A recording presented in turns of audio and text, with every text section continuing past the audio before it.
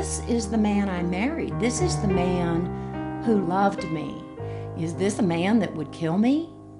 No, I never believed that he would kill me. It took me some time after I left to realize and recognize and acknowledge that he would have killed me.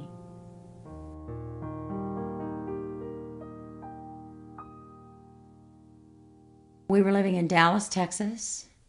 I had been a flight attendant for years and owned one of the largest wholesale jewelry companies in the southwestern United States. People think, oh, this only happens in those kinds of homes or in those neighborhoods. We were in a very upscale neighborhood. The abuse continued over a period of about 15 years.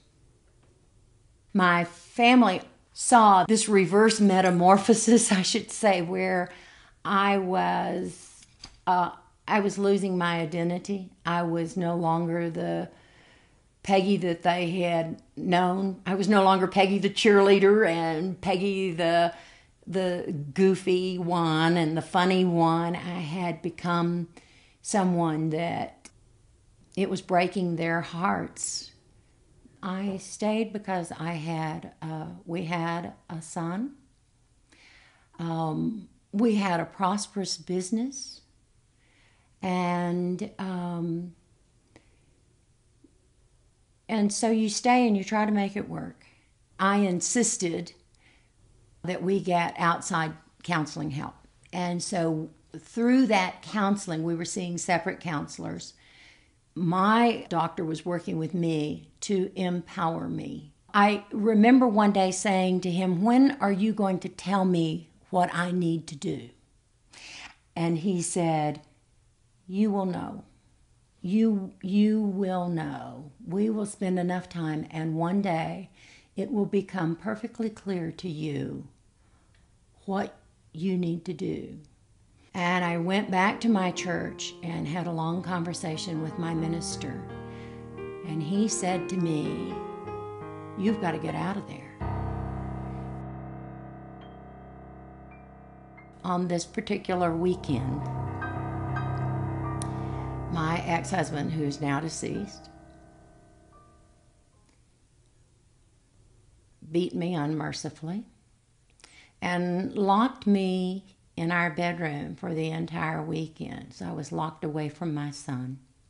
I laid there that night thinking about, this is as clear as a bell, and it's time for me to leave.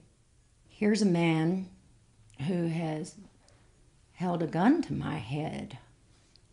And now I somehow am going to convince him, and I'm going to trick him, and I'm going to get out of here.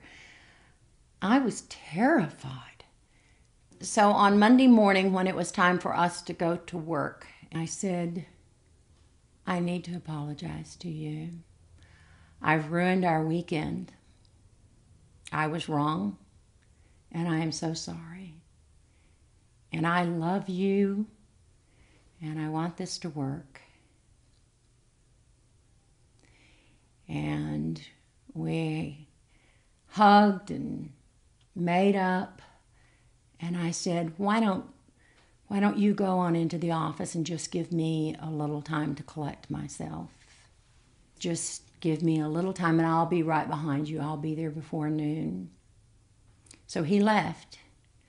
And I hurried and I threw everything that I thought my son and I needed in the car. And we left. And I was absolutely terrified, and I continued to be terrified for the next 20 years, always looking over my shoulder. So my ability to get refocused and get back to work came through. So I started answering phones at my sister's business. And I started working for a printing firm, which gave me some knowledge of publishing.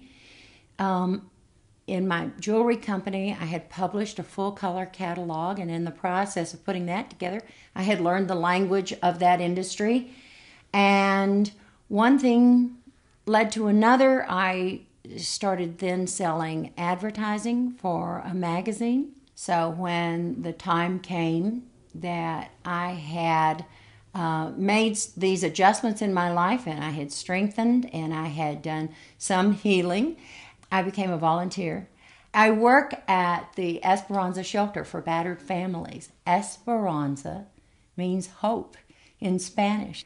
And it is my goal in life to share my experience. I am the development fundraiser. I recognize that now I was not only single parenting and putting my life back together, our lives back together, I had some growing to do. Fear didn't leave me until the day he died. Then I realized how much fear I had been living with. Would I allow myself to be so controlled that I lose who I am in my relationship? No. I found Peggy again, and I like her just fine.